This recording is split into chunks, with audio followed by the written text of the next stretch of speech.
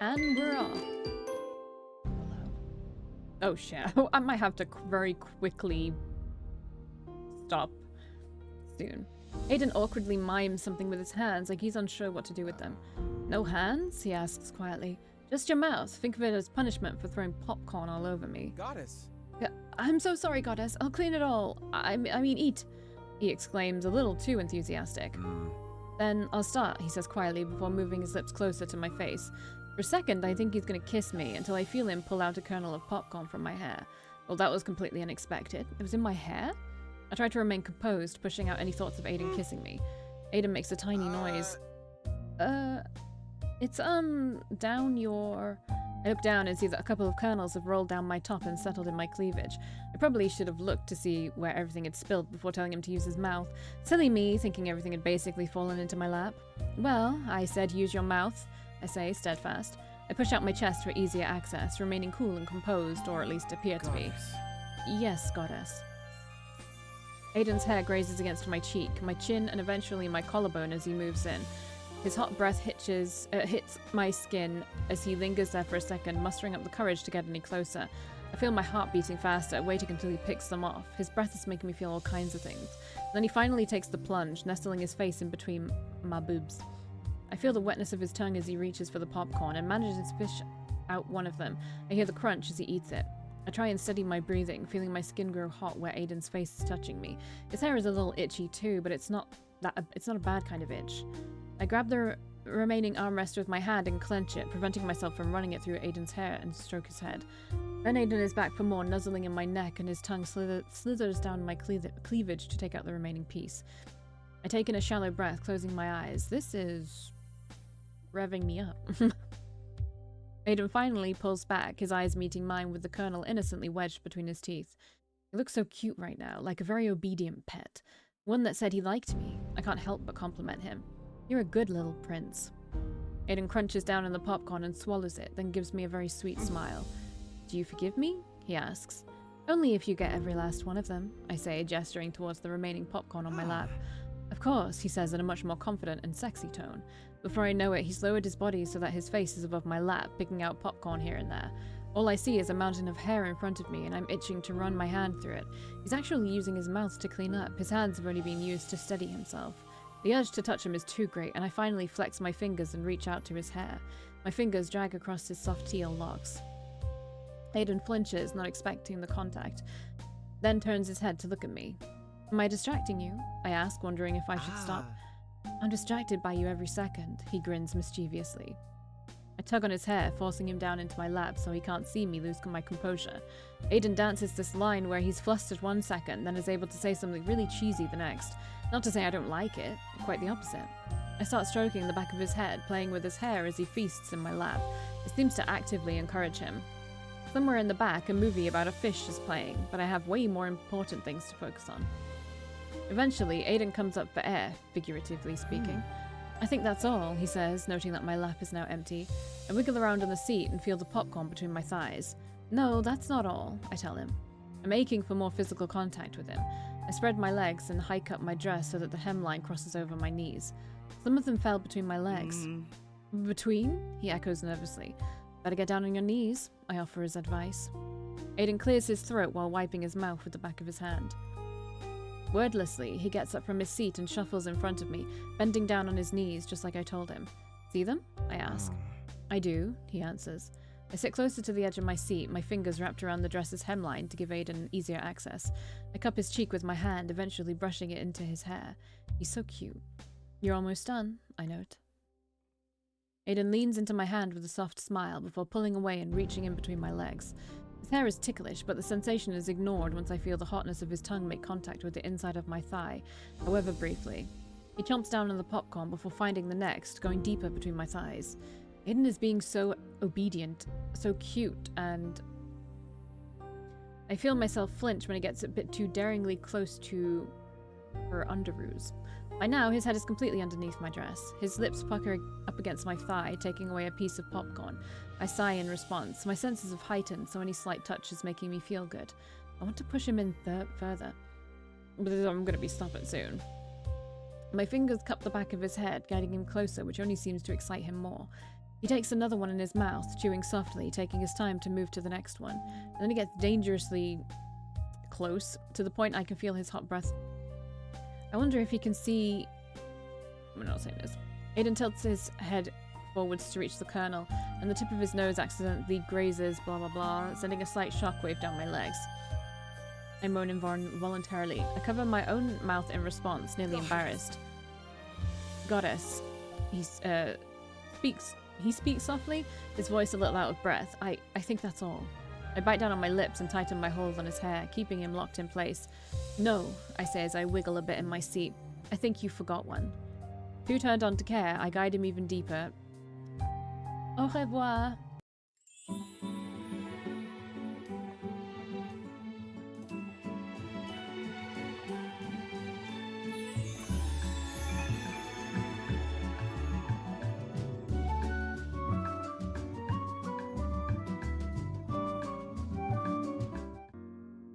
Okay. He looks up at me. Bobby, you can understand what happened, right? It was really short. He looks up at me, his hair disheveled, cheeks rosy red, and his mouth a little wet, but his face looks so completely satisfied. Did I get it? He asks in this cute voice, like he wants to be praised. Yeah, I say with a short breath. You did. I stroke his hair behind his ear and then give him a pat on his head. You did well. Aiden lets out a small cry from joy. I'm glad to hear that. I pull my dress over my knees again, and I end up looking at Aiden, who is still in this hazy state. He's turned on too. I can see it in the dark, but I'm making a pretty good guess here. Shall I reward him? Oh no, I might have to go again. Okay. Once the movie is over, you'll get your reward, alright? Aiden smiles at me in return, then he gets up, a little awkwardly as his pants feel rather tight on him, and gets back to his own seat. Yes, once the movie is over. I lean back against the seat with a deep breath, composing myself. Oh fuck, that was actually pretty good. For a first timer, apparently so. I think you're just too horny, girl. After the movie was over, I suggested we go have lunch at a nearby cafe. I can only imagine how uncomfortable it must have been for Aiden, given what he did at the theatre. He'll get his reward. I'm not going to leave him out to dry. This is definitely not the kind of date I had in mind, but it's not like I can expect anything ordinary with Aiden. Everything so far has been unexpected and out of the blue. What would you like to eat? I ask, scanning over the menu in front of us. I'm honestly not that hungry, he answers, looking away. You already ate, yeah? Popcorn and something else. I just ate a lot of popcorn. I try not to blush at that comment. Something to drink then? I suggest instead. Sure, I can drink some tea. We take our orders, and surprisingly, Aiden doesn't offer to pay for me. And that's nice. I think he's clocked on. I lead Aiden to the back of the cafe, the booth furthest away from everyone. It's not that crowded either. Aiden sits opposite of me, and he holds a warm cup of tea in his hands. I had gotten famished and ordered a sandwich for myself. So, what did you think about the movie? I ask Aiden, making small talk. The movie? His eyes perk up. He fumbles. It's a classic for sure. Very emotional. Pixar movies are some of my favorites. It was nice seeing this on the big screen again, I say wistfully. It sure was a blast from the past. I take my sandwich and finally begin to eat. What was your favorite part? Aiden takes a small pause. Of the movie? I give him a sly smile. The entire experience, I clarify. The popcorn was nice. Look at that adorable face. He's shy. Didn't realize you were such a big fan of popcorn. Haha, he chuckles awkwardly. I could eat it every day. Damn. I feel the tips of my ears heat up. That backfired on me. We're definitely not talking about popcorn here. Every day seems a bit extreme, I mumble. I guess it's probably not feasible, he agrees. Well, if you live together it is. He turns the teacup in his hands and brings it to his mouth. Did you enjoy the popcorn? He asks, cautiously taking a sip from his tea. One bucket wasn't enough, I answer nonchalantly. You're still hungry? He whines, eyes wide. When it's delicious, you want to keep eating it, no? His face starts turning a darker shade of red, I suppose? But I don't mean right now, I say, grinning at him. I hold up my sandwich. Got this after all. He shyly rubs the back of his neck. I should give him his reward, though. He's waited long enough. As I slip my... Jesus Christ. As I slip my foot out of my shoe, I turn my eyes to Aiden. I did enjoy myself, I tell him. Unbeknownst to him, I lift my foot under the table. Aiden stays silent as he takes another sip from his tea. Did you enjoy yourself? Well, My foot makes contact with the inside of his thigh. Aiden flinches and knocks his knee against the table, spitting out his tea in the process. He coughs several times, and I smile at him, giving him time to recover, but my foot stays where it is. You okay there? Aiden coughs a couple of times more. I'm fine, he squeals, his voice cracking. I nudge my foot closer, crawling along the fabric of his pants. I place my elbow on the table and lean my chin on my hand, smiling at Aiden. So, enjoying yourself? Just a little closer, and... My foot presses against the lump in his pants, and Aiden tears his eyes away from mine. His lip starts to quiver as he grips the edge of the table with his hand. Yes, he finally breathes out. The only thing I can do is flash a smile at him in return. My foot fondles the outline... So, I start. What other kinds of dating advice did you read? Aiden hiccups nervously, shifting his position. My toes... Did you write down everything you were going to do? You can tell what she's doing. I'm not going to read it out. Not everything, he squeaks. What was the last thing it advised you to do? I question him, knowing full well what those types of lists contain. Dating tips aimed at straight men have them walking the woman to their door or car and then giving her a goodnight kiss. It's what Greg tried to do to me on our first date. I still remember trying to awkwardly dodge it. Some men think everything really needs to go by some kind of dating script. I think Aiden needs to realize he shouldn't follow a list like he's practicing lines for a movie. I don't remember, he lies. I drive my foot, not being gentle about it. He stammers. I mean, maybe something about a kiss? He mumbles. I start stroking him softly again, and Aiden sighs in relief. A kiss goodnight, right? Aiden doesn't answer, but his shifty eyes say enough. Aiden, you should keep this in mind. Shut up, Aiden. You're gonna get me cancelled. Like, on YouTube. YouTube's gonna cancel me.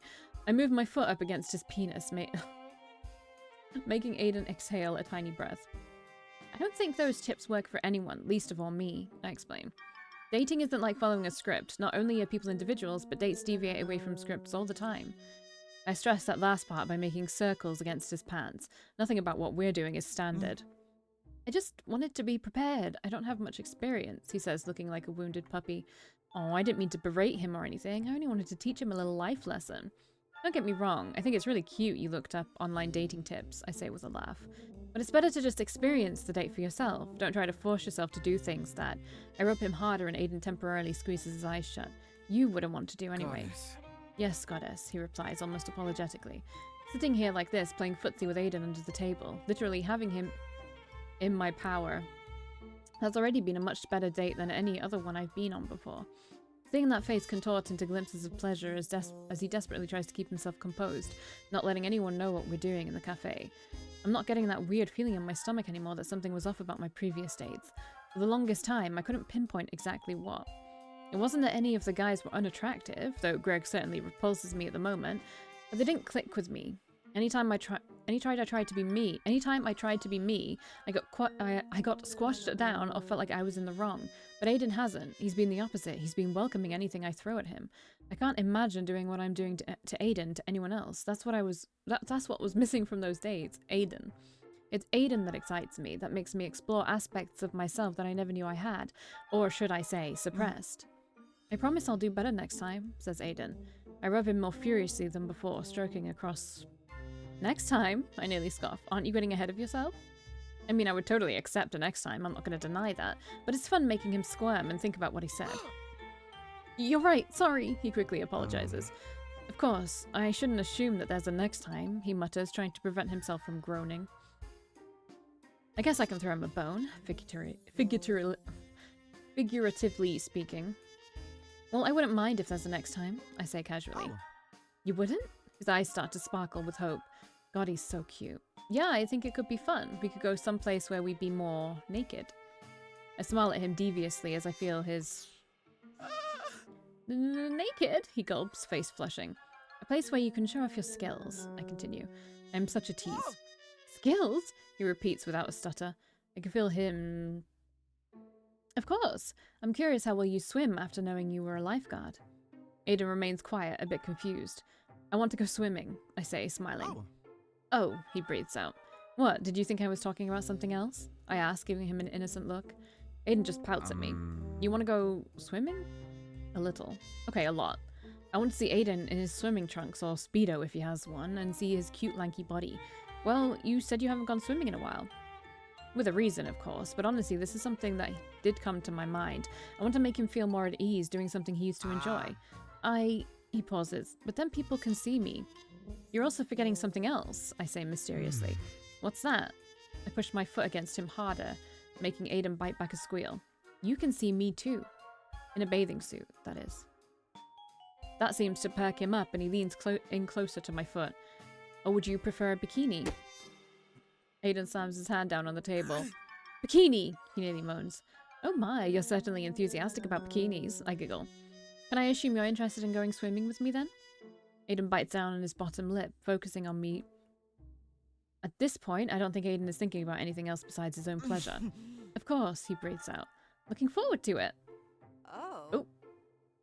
Hey, Valkii? I shriek and retrieve my foot whilst Aiden freezes up like a deer caught in headlights. Lexi! I exclaim, feeling myself getting sweaty. What are you doing here? I ask. I thought we were pretty well hidden in the corner of the cafe. What are the odds that Lexi stopped by today?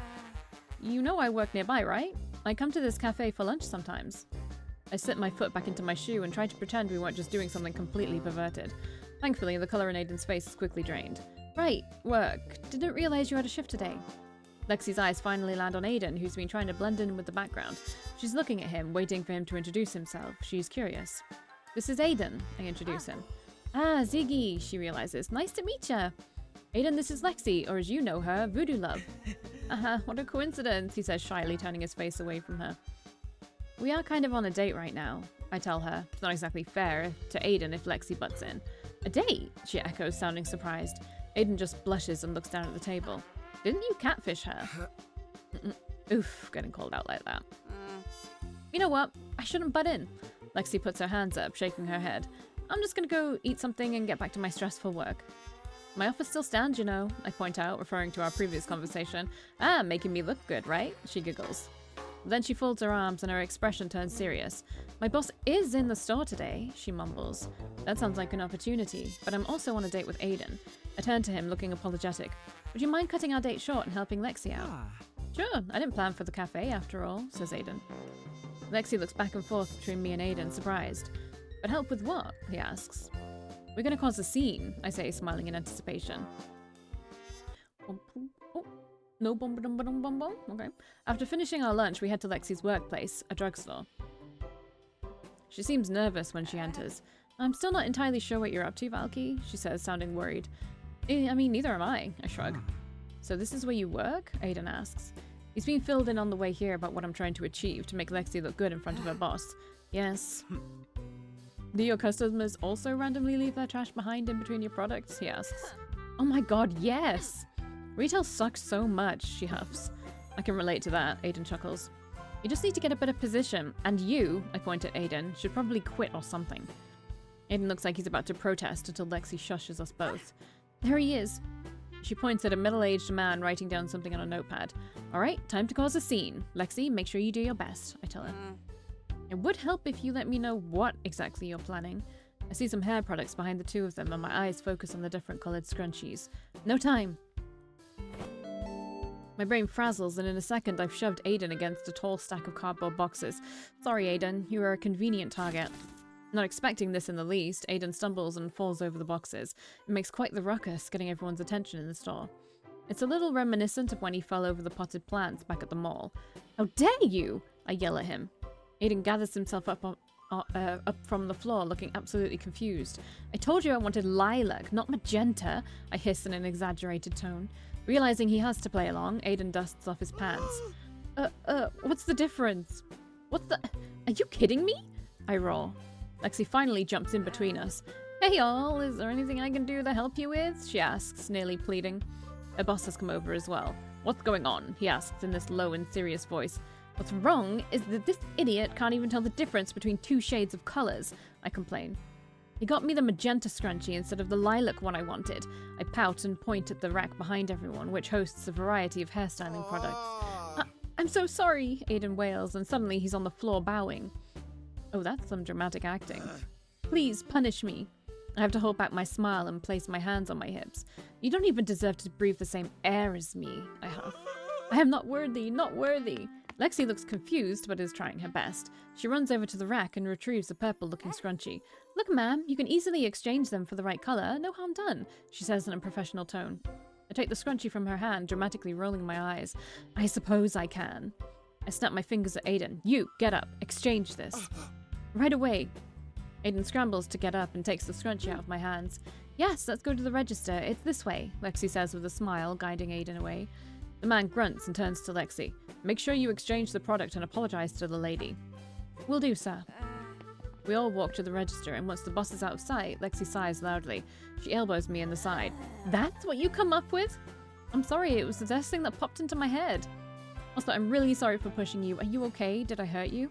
I ask, turning to Aiden. Aiden simply chuckles. It's fine, it didn't hurt, just really startled. It was fun acting, though, he admits. I think you are having a bit too much fun there. Lexi grimaces at him. Now you two, get out of here before my boss sees you. He directs us to the exit. I wave at her with a giggle, then link my arm with Aiden, pulling him out of the store. Aiden and I walk through the city streets. I hope this will put Lexi in good graces with her boss so she can ask for a promotion. Can you come to my workplace and do something like that too? Aiden asks jokingly. Why? Want to beg me to punish you again? Aiden coughs, turning his face away. Perhaps you can erase that image from your mind. Well, I certainly won't mind yelling at you if you mess up, I say, grinning. That was fun. Huh? Are you telling me to mess up on purpose? I'm sure you do a fine enough job of that on your own, no? I had to fish out a popcorn kernel for my bra earlier just now. Oh, Aiden bashfully averts his eyes. Sorry, guess I missed one. I walk silently beside him. We're making our way back to where he parked his bike so we can get it fixed. If you really want to quit, you should. Isn't there any other job you could do? I mean, I want to. Aiden sighs heavily. I place my finger against my lips, thinking. Isn't streaming profitable? I ask. Oh, my speedruns, you mean? Yeah, last I checked, you had something like 300 viewers. Isn't that actually a decent size? It is, though my donations aren't really big or anything, and I don't stream often enough to really cash in on it. Well, what if you did? Stream more often? Yes, add a face cam as well. That helps a ton. Aiden brushes his hair in front of his face. I know some of my other speedrun friends have a face cam, but I lean in closer to him. Look, if you're worried how people are going to react to your vitiligo, then you should set some ground rules. Anyone who streams monitors their chats and has rules. Yeah, you get moderators.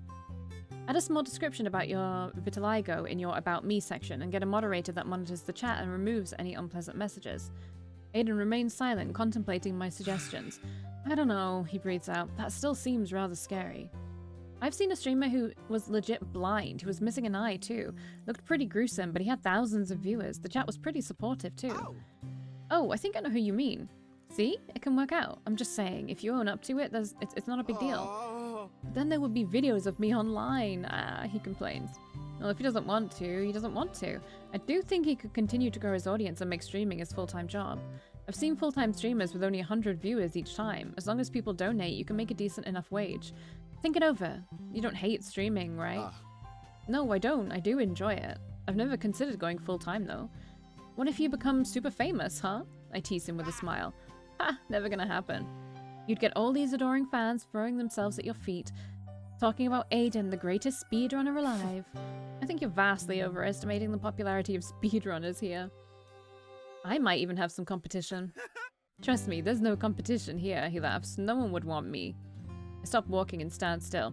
I know you're joking, but... I look him in the eye. Aiden, I agreed to go out on a date with you. You know what that means, right? He stammers, not quite knowing what to say. That you're easily convinced? That I want you. Aiden gulps, his eyes widening in response. So try not to be so self-deprecating all the time. You want me? He repeats. Starting to feel a little bashful myself with that statement, I give him a small nod.